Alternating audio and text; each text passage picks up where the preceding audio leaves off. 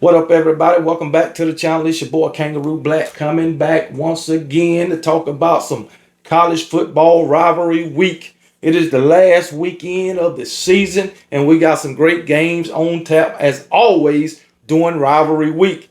Starting out Friday, we got the Georgia Bulldogs facing the Georgia Tech Yellow Jackets. We got the Texas A&M Aggies facing the Texas Longhorns, and then on Saturday, we got the Tennessee Volunteers facing the Vanderbilt Commodores, and my Alabama Crimson Tide facing the Auburn Tigers.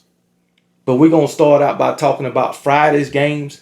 Georgia Bulldogs, Georgia Tech Yellow Jackets, and Texas Longhorns, and those Texas A&M Aggies. And we're going to talk about the Georgia Bulldogs and the freaking Georgia Tech Yellow Jackets first, because they are the first one on tap outside of Mississippi State and Ole Miss. And we all know who's going to win that game, so I ain't going to waste my time talking about that.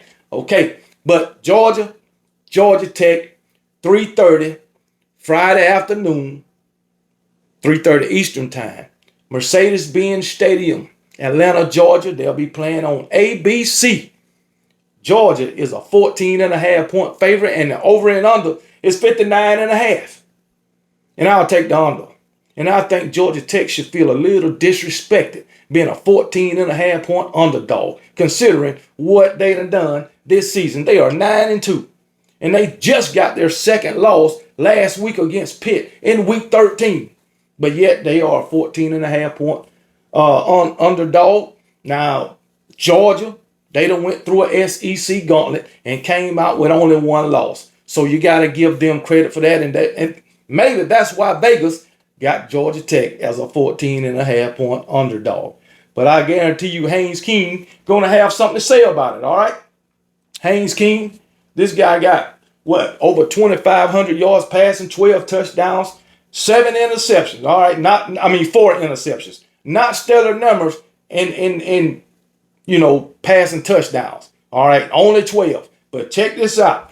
He has 883 rushing yards and 15 rushing touchdowns. Is that a running back playing quarterback? That's what was said about my 2023 and 2024 quarterback, Jalen Milroe. Say he was a running back playing quarterback, and so is Haynes King doing the same thing, being that he got 15 touchdowns, and he's Georgia Tech's leading rusher. All right. The second leading rusher is running back Malachi Hosley, 628 yards and 7 touchdowns. All right. Not even close to Haynes King. I'm just saying. As far as their leading wide receiver, that would be Eric Rivers, 536 yards, but only 1 touchdown. Oh, you got to have more than that. But anyway, Jamal Haynes, running back, he got 5 touchdowns on the season, also with 493 yards. I don't have a question about this offense of Georgia Tech, but I do have a question about the defense, especially that secondary. And with the way Mike Bobo got this Georgia offense humming, I think this defense is going to have some issues. I really do. They already not good at getting turnovers. I'll tell you that right now. They only got 2 interceptions and 4 fumble recoveries, 6 turnovers throughout the season. So they ain't good at creating turnovers, although they do got 24 sacks. And that's not great either going into week 13. I'm just putting it out there. So, hey, the secondary is horrible. Pitt had wide receivers running all over the field, running open all over the field. Secondary is horrible. You know what I'm saying? So ain't too much to talk about with Georgia Tech. If Georgia Tech end up winning this game, that'll be a big surprise to freaking everybody, including KB. Because when you look at these Georgia Bulldogs, 10-1 on the season, only loss coming to my Alabama Crimson Tide way back in week 5. But anyway, they took that loss and then reeled off, week 5, 6 wins in a row. So, hey, 7 wins in a row, I might add, because they had only played 3 weeks before they played, 3 games before they played us. But anyway, 10-1, 7-1 in the conference. They averaging 33 points a game, only giving up 17 points a game. more closer to 17 and a half, but I ain't counting that. So 17 points a game. All right. But this offense is humming, man. Gunnar Stockton, he's averaging 240 yards passing a game. They rush him for damn near 200 yards a game. I mean, damn. They only giving up, defense only giving up 206 passing yards and only 83 rushing yards. Come on, man. So, as I say, I mean, Georgia Tech gonna have some issues, man. I think Georgia defense will give up more than 87 yards in the run game, being that Haynes King, he can run the hell out that damn ball. I tell you that. And we all know that Kirby Smart and his defenses have issues with dual threat quarterbacks, especially with the caliber of Haynes King. And we saw that last season. So will Glenn Schumann be able to draw up a game plan to stop the running ability of Haynes King? I don't know. But Gunnar Stockton, he's passed for almost 2,400 yards, 19 touchdowns, only 4 interceptions. Gunnar Stockton, I think he'll be a Heisman Trophy favorite. Gunnar Stockton, he's getting better each and every week. So Gunnar Stockton ain't no slouch in the run game either. He got 8 touchdowns rushing. Gunnar Stockton, he got 361 yards rushing and 8 touchdowns. All right. Now, he's not the kind of runner that Haynes King is, but he don't need to be because he got better talent and better players around him than Haynes King. Nate Fraser, Chauncey Bowens, that running back duo is going to be hard to stop. I'm going to tell you right now because they done ran through plenty of defenses, all right? So them two going to be hard to stop, especially Nate Fraser. Nate Fraser is their leading rusher with 700 yards, 7-1 as a matter of fact, and 6 touchdowns. Chauncey Bowens, he got 493 yards and 6 touchdowns. So 12 touchdowns between them. All right. So, and then as far as the wide receiver, Zachariah Branch, that's the bell cow in the wide receiver corps coming into this season. I thought it would be Dylan Bell, but Zachariah Branch, he's killing it. He's killing it. Matter of fact, Zachariah Branch, he's got 638 yards receiving, but only 3 touchdowns. But Zachariah Branch is always there when you need him. It's when you need a first down or whatever. But these guys, man, it's a whole lot of other guys.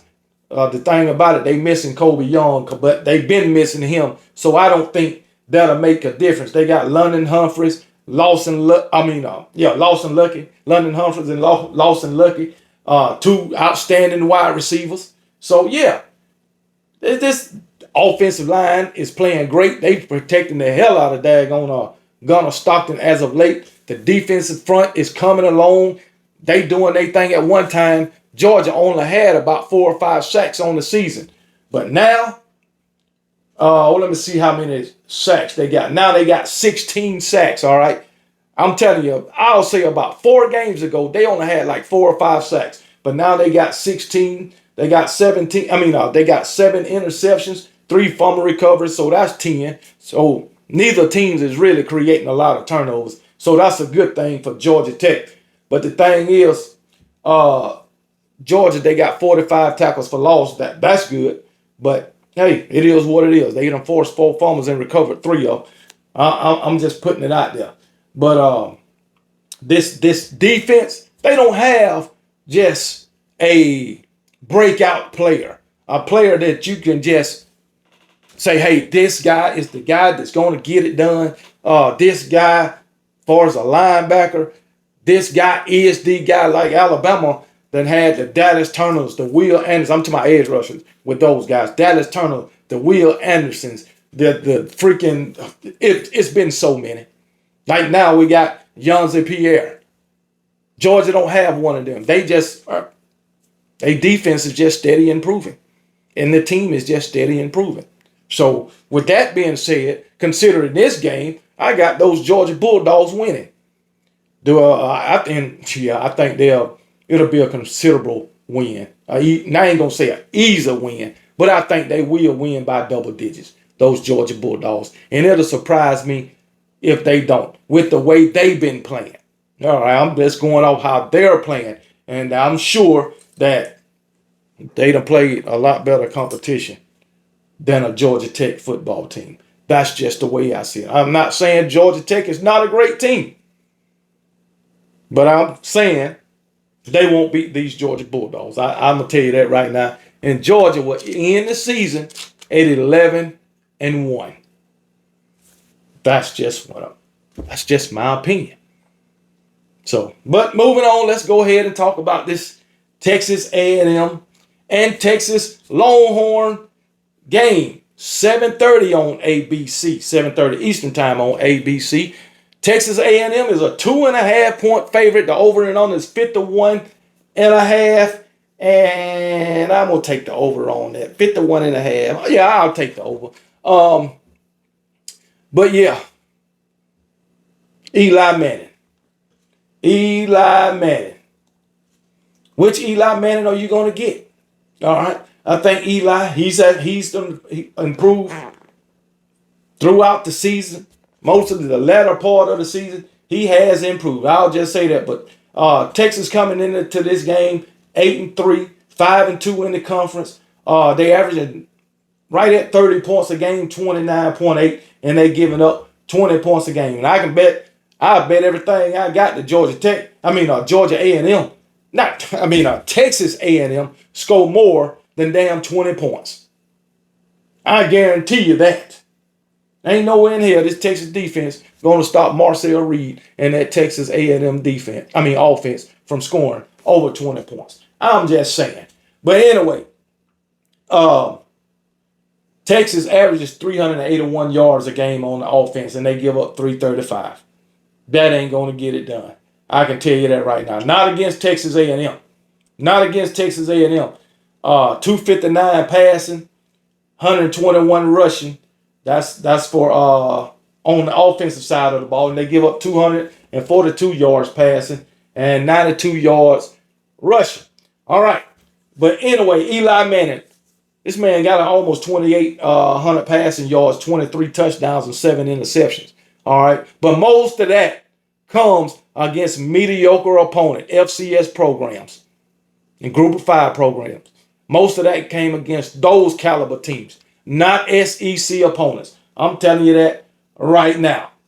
But Arch Manning, he's really going to have a good game in order for, I think, Texas to even have a chance. That's just my opinion. All right. Arch Manning got 7 rushing touchdowns on 191 yards, as I said. He got 23 passing touchdowns. You look at Ryan Wingo, wide receiver, who we thought was going to be this stellar wide receiver. He's putting up numbers too, but he ain't what I thought he would be this season. He got 736 yards and 6 touchdowns, but I thought Ryan Wingo, I just thought he would do more than what he's doing right now. I thought at this point in the season, he would have about 12, 13 touchdowns, 14 touchdowns at this point in the season. But no, he's just not that guy. Not in my opinion. All right. Not like a Jeremy Bernard. Just put that out there. Not like a Cornell Tate. We all know he ain't the caliber of Jeremiah Smith. But let Texas fans tell you coming into the season, oh, we got Ryan Wingo back. We got Ryan Wingo. Oh, Ryan Wingo going to do this. Well, Ryan Wingo is average. That's what I'm saying. But anyway, also Parker Levine, he's got 6 touchdowns of 472 yards, which that is good. And then you got DeAndre Moore with 528 yards and 4 touchdowns. All right. Now, if Ryan Wingo was what we thought he was going to be coming into the season, maybe, just maybe, Texas will have maybe one less loss. I'll say they probably would have beat Florida, but oh well, they don't. Defensively, they got 11 interceptions, 7 fumble recoveries, 19 turnovers on the season with 37 sacks and 74 tackles for loss. Sound like a pretty good defense to me. I'm just saying. Sound like a pretty good defense to me. Now, one thing that impressed me about these Texas Longhorns was what they did against Oklahoma. That impressed me. Now, if they can have a game like they had against Oklahoma, I would give them a good chance to win. But can they replicate what they did against Oklahoma, against their other rival, Texas A&M. I doubt it. They're just putting it out there. I freaking doubt it. So, hey, it is what it is, man. Texas, do I think they can win? Yeah, I think they can win. Do I think they will win? Fuck no. I really don't. I just think Texas A&M got too much. Now, I just want to point this out. The teams that Texas A&M has been playing, they not top-notch teams. I can tell you that. They have been playing the middle of the pack to bottom of the barrel SEC teams. I just want you to know that. In SEC play for Texas A&M, the win-loss record for their opponents, SEC opponents, is 31-44. 31-44. You played a 5-6 Auburn, a 5-6 Mississippi State, a 3-8 Auburn, a 2-9. A 5-6 Auburn, a 5-6 Mississippi State, a 3-8 Florida, a 2-9 Arkansas, and you got LSU and Missouri at 7-4, and then your last game against South Carolina, a 4-7 team. So that makes 31-44. And like I said, mid to bottom of the barrel SEC teams for Texas A&M. So, hey, it is what it is. And I think Texas is better than all those teams, even though they lost to Florida. I don't give a damn about that.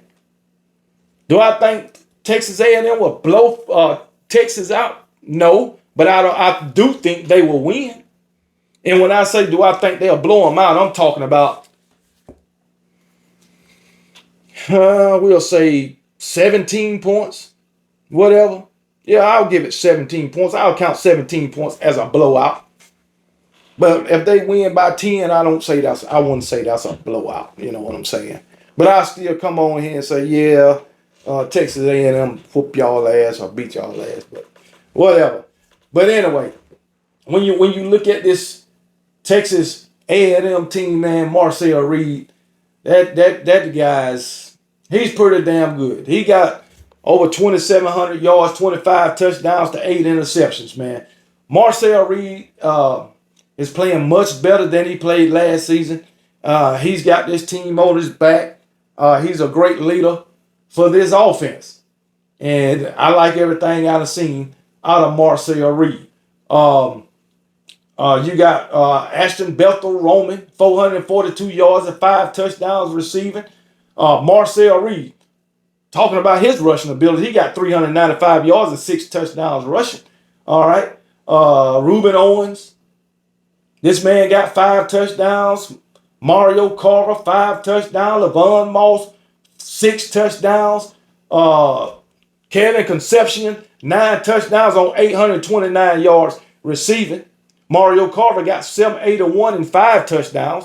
You know, and when you look at Mario Carver, you know, he's got basically the same numbers as Ryan Wingo. And nobody's talking about Marcel Carver like they was talking about Ryan Wingo. So Ryan Wingo should be doing a whole lot more with the reputation that he had coming into the season. Now, with freaking Kevin Concepcion, he's doing his thing. He was a great receiver. He was at Miami doing his thing. Then I think he went to North Carolina State or somewhere, or North Carolina for what reason, then transferred to Texas A&M. But anyway, he's doing his thing at Texas A&M. Talking about Texas A&M defense, 39 sacks on the season. Damn. 94 tackle for loss. So old daggone Arch Manning better have his head on a damn swivel. I tell you that. They only got nine turnovers on the season. Not great at creating turnovers, but hell, they ain't need them. They undefeated. Now, remember, 31-44 against their 31-44, the win-loss record against, combined with their SEC opponents. I'll just say it like that. Not a good win-loss record. All right. As I said, mid to bottom of the barrel SEC programs that they have played. All right. So we'll see what Texas can do against Texas A&M. And as you know, I got Texas A&M winning this game. Anybody have any differences of opinion, let me know. So I got the Georgia Bulldogs beating the Georgia Tech Yellow Jackets, in which I think that'll be a double-digit win for those Georgia Bulldogs. Texas A&M will beat Texas. They will. Double digits? I don't know. But it's for 17 or more. I'm calling a blowout. But I don't think it'll be that. I think Arch Manning and those boys, Steve Sarkisian, will be up to the challenge. But I don't think they'll win. But hey, it is what it is. Y'all let me know what y'all think. And, I know Texas fans might disagree with me. Georgia Tech fans might disagree with me, but guess what? At the same time, Texas A&M fans will agree with me, and them Georgia Bulldog fans will agree with me. So, hey, it works out for OKB no matter which way you go. That's all I know. But anyway, y'all be blessed. All right? And remember, KB don't give a piss about nothing but the Tide. And roll damn Tide.